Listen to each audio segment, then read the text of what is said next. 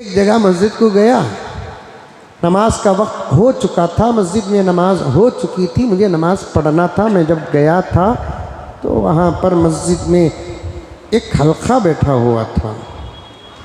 वो हल्के में ज़बरदस्त चाय, बिस्किट, फ्रूट गिरूट सब हैं, दिल लगी है, मजाक है, गीबत है। अल्लाह का घर है प्यारे। अगर अल्लाह के घर में खाने का इरादा है तो फुक़हा फरमाते हैं एतकाफ़ की नीयत कर ले ताकि तेरा खाना जायज़ हो जाए।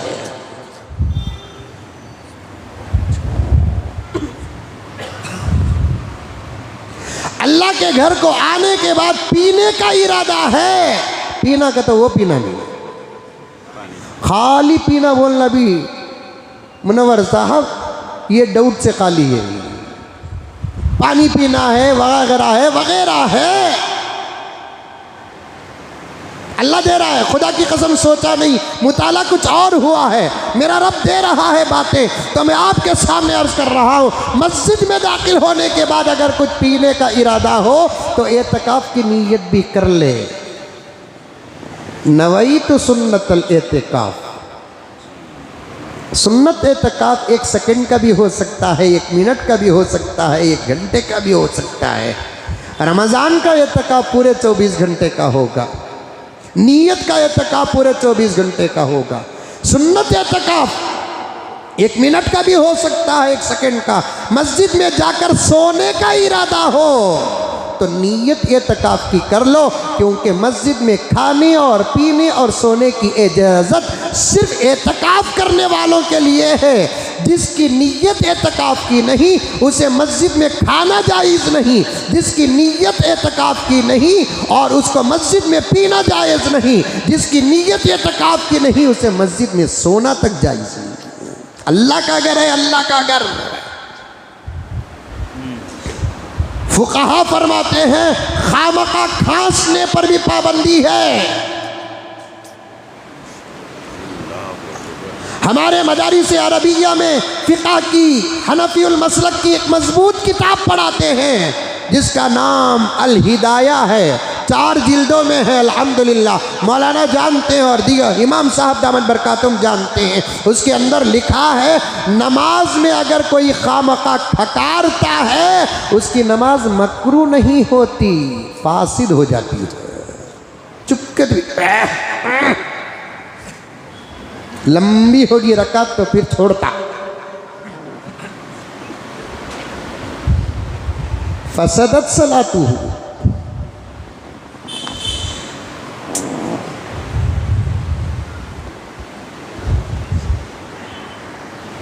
मसाजिद के अहकामात भी हैं।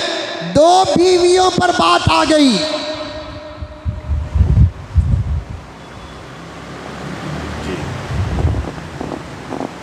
नीयत एतकाफ़ की हो तब जाकर मस्जिद में खाना पीना सोना जायज़ है।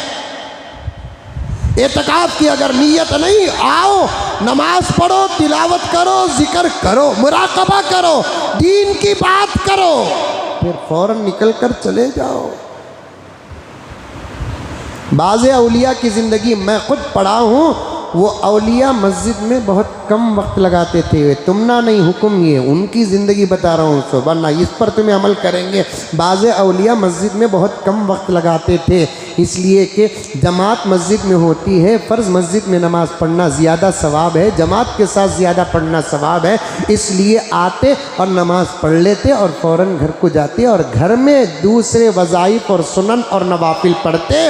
इसलिए कि पैगम्बर का फरमान भी यही है, फ़ुक़हा किराम ने अहादीस से नतीजा भी यही निकाला है, अपने घरों में सुन्नतें पढ़ो, अपने घरों में नवाफिल पढ़ो, ताकि फ़र्ज़ मस्जिद में पढ़ने से मस्जिद तो मस्जिद ही है और बकिया नमाजें घर में पढ़ेंगे तो तुम्हारा घर भी मस्जिद में आ जाएगा। और दूसरी वजह क्या है औलिया की, ज़्यादा वक्त अगर मैं मस्जिद में गुजारूं, कहीं बेअदबी हो गई तो फरिश्ता क्या कहता है मालूम? मस्जिद में बेअदबी करने वालों को फरिश्ता ये जुमले से पुकारता है, ऐ अल्लाह के दुश्मन, या तो बाअदब हो जा या तो मस्जिद से बाहर निकल जा।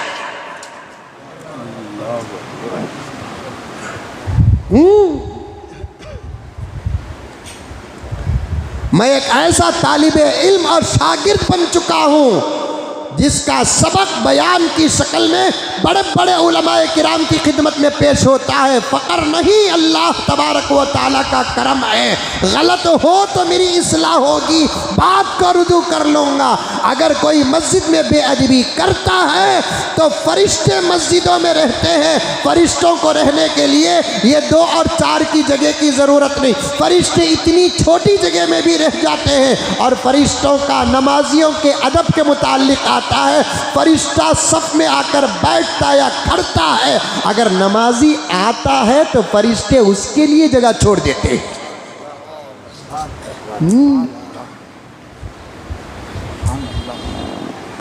ये जो ऊपर की कुछ सफ़े खाली हैं और उससे ऊपर की जो सफ़े खाली है हमारी नज़र में खाली हैं, हकीकत में खाली नहीं। फरिश्तों का तांता है, जमाते हैं, जाओ दर जाओ। या ये जुमला यहाँ फिट होता है कि मस्जिदों में 24 घंटे फरिश्तों का इज्तिमा रहता है। अल्लाह का घर है और पवित्र मखलूक रहती है। जब कोई नमाज पढ़ने के लिए आता है, जब कोई कुरान पढ़ने के लिए आता है, जब कोई जिक्र करने के लिए आता है, अल्लाह के फरिश्ते अल्लाह के घर में उसके लिए जगह छोड़ देते हैं। इसीलिए फुक़हा फरमाते, हम में से कोई अफजल आदमी, हम में से कोई आलम आदमी, हम में से कोई मुक़द्दस आदमी मुत्तकी व परहेज़गार है और हम सफ़ में बैठे हैं तो हमारी नमाज की जगह उसके लिए छोड़ना एहतराम में दाखिल है।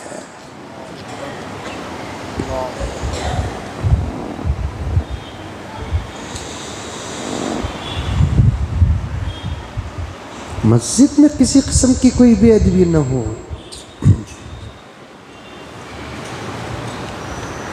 कोई शोर शराबा ना हो। दिलों के मरने के असबाब में से एक सबब मस्जिदों में हंसना, खबरस्तान में हंसना।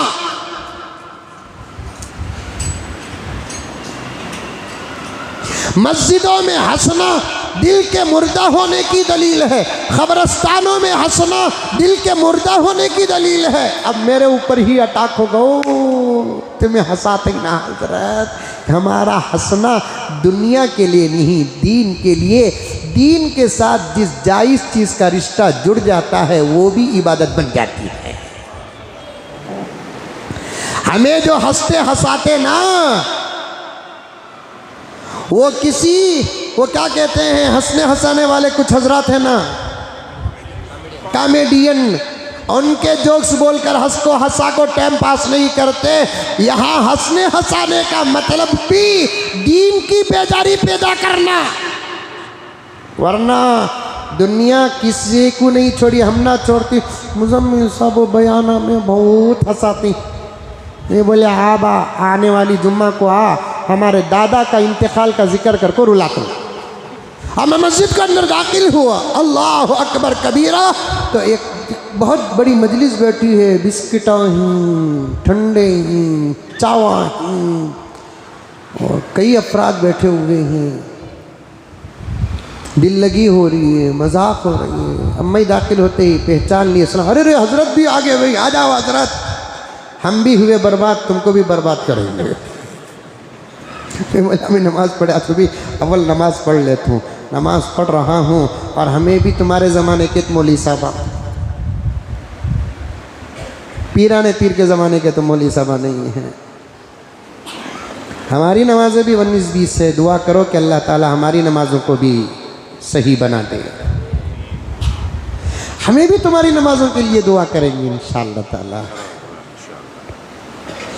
नमाज पढ़ रहा हूँ, ऐसी बातें हो रही हैं, ला हौल वला कुव्वता इल्ला बिल्लाह, ऐसी हंसी हो रही है, ऐसा मजाक हो रहा है, अल्लाह अकबर कबीरा।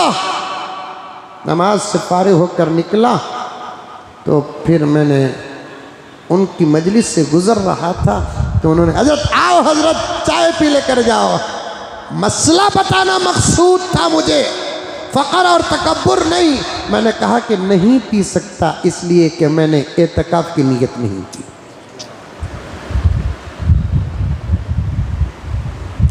मस्जिद में खा नहीं सकते, मस्जिद में पी नहीं सकते। और मैंने उनसे पूछा कहाँ की जमात आई, कहाँ से आई? यूपी से है, बिहार से, कहाँ से? जमात नहीं है सर, हमें ये मस्जिद के जिम्मेदार। माशाअल्लाह। और देखा कि दीवार के पास वो स्विच बॉक्स भी है, 2-3 हज़रात का मोबाइल चार्ज हो रहा है। मसला हमें नहीं बताएंगे तो कौन योगी बताएगा, सिद्धरमैया बताएगा?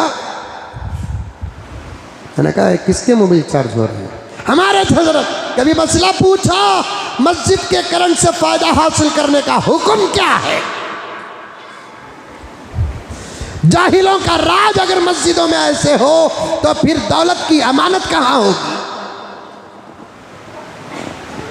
आजकल वो चार्जर पॉइंट भी मस्जिदों के पास लगा रहे हैं, और जो चाहे वो आ रहा है और चार्जर पॉइंट से चार्ज करके जा रहा है। जितना मोबाइल तुम्हारा चार्ज हुआ उसकी कीमत अगर मस्जिद के नाम, वो भी अलग रसीद, आम चंदा नहीं, अलग रसीद में नहीं डालोगे तो फिर उतना करंट का इस्तेमाल करना तुम्हारे लिए नाजायज़ है। अल्लाह की अदालत में बराबर हिसाब होगा। मस्जिदें मोबाइल के चार्ज करने की जगह नहीं है, मस्जिदें गीबत करने की जगह नहीं है, मस्जिदें ये वो काम करने की जगह नहीं है। ये मकाम अदब है, मकाम अदब। यहाँ हमा शुमा, हमें तुम्हें तो दूर की बात, औलिया, बड़े बड़े औलिया जिनकी ज़िंदगी से तहज्जुदें न छूटी हो, ऐसे औलिया जिनकी ज़िंदगी से एक सुन्नत न छूटी हो, उनसे भी अगर अपना अल्लाह के घर में भूल हो जाती, अल्लाह उनको भी नहीं छोड़ा। हज़रत सुफियान सौरी रहमतुल्लाहि अलैह बहुत बड़े फ़क़ीह गुज़रे हैं। इमाम अबू हनीफ़ा का ज़माना पाया उन्होंने, इमाम अबू हनीफ़ा का ज़माना पाया। इमाम अबू हनीफ़ा जैसे एक मुज्तहिद मुतलक थे, वैसे सुफियान सौरी रहमतुल्लाह अलैह भी मुज्तहिद मुतलक थे। लेकिन हज़रत सुफियान सौरी का नाम सिर्फ सुफियान था, सौरी नहीं। और अरबी में सौर कहते हैं बैल को। इतने बड़े वली के नाम के साथ बैल का नाम क्यों जुड़ गया? क्या वो बैल का, गाय का कारोबार करते थे, या बैल का या गाय के गोश्त का दुकान चलाते थे, या उनको बैल का, गाय का गोश्त ज़्यादा पसंद था, फिर उनका नाम क्यों पड़ा? तारीख में आता है एक मर्तबा मस्जिद में दाखिल होते हुए बजाय सीधा पाँव पहले रखने के, बायां पाँव लेफ्ट वाले साइड का, दावा पाँव जो हमें बोलते ना मामूली उर्दू में, दावा पाँव रख दिए तो अंदर मिंबर और मेहराब से आवाज़ आती है, या सौर कैफा तदखुल फिल मस्जिद, ऐ बैल मस्जिद में कैसे दाखिल हो रहा है? अल्लाह का वली है, हाफिज़ कुरान है, आलिम दीन है, मुफस्सिर है, मुहद्दिस है, फ़क़ीह वक्त है, सूफ़ी ज़मा है। सिर्फ मस्जिद में दाखिल होते हुए बजाय मस्जिद में सीधा पाँव पहले रखने के, क्या मालूम नहीं कि क्या सोच थी पता नहीं, बायां पाँव रख दिए, दावा पाँव रख दिए, अंदर से आवाज़ आती है अल्लाहु अकबर कबीरा, या सौर कैफा तदखुल फिल मस्जिद। जब भी मैं ये वाक़िया पढ़ता हूँ मेरे प्यारों, और ये वाक़िया बयान करता हूँ, तो मुझे पूरा माशरा जहन में आता है। आज बायां पाँव क्या रखना, सरों में टोपियाँ पहन कर आ रहे हैं, क्या क्या अलकाब से उनको पुकारा जा रहा है, हराम खा के आ रहे हैं, क्या क्या नामों से पुकारा जा रहा है, दाढ़ियाँ मुंडा कर आ रहे हैं, क्या क्या नामों से पुकारा जा रहा है। नमाज पढ़ने के लिए नहीं, सिर्फ पेशाब करने के लिए आ रहे हैं, क्या क्या नामों से पुकारा जा रहा है। माँ बाप को सता कर आ रहे हैं, बीवी का दिल तोड़ कर आ रहे हैं, दीन से दूर रह कर आ रहे हैं, मिंबरों मेहराब और अल्लाह के घर से उनके लिए क्या क्या नामों से पुकारा जा रहा है, ये अल्लाह ही बेहतर जानता है। मालूम करना है तो मरना पड़ेगा। अंबिया, पॉइंट सुनो, अंबिया, सहाबा व औलिया, ये 3 जमात के लोग वो हैं जिनसे दुनिया में कोई भूल हो जाती, अल्लाह ताला दुनिया ही में उनकी तंबीह कर देते, ताकि खबर और हशर में वो हिसाब ना हो। समझ में आई बात नौजवानों, समझ में आई? अरे मुंडी तू भी हलाओ रे बाबा।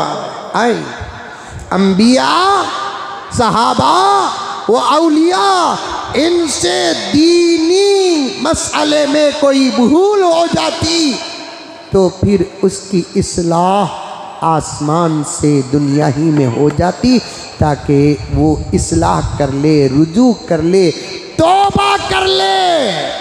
खबर में कोई हिसाब ना हो, हशर में कोई हिसाब ना हो।